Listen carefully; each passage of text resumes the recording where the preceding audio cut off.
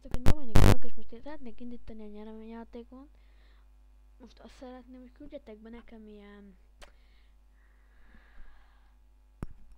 Nekem is csinálnatok ilyen logókat, mint ahogy a HD is már mondta, nézzétek meg a videóit, a HD 17 a neve. Ő szokott, ő kérte, hogy én csináljuk neki logót, és én is akarom, hogy ti is csináltak nekem logót. Az e-mail címem mehet, megadom, ide leírom.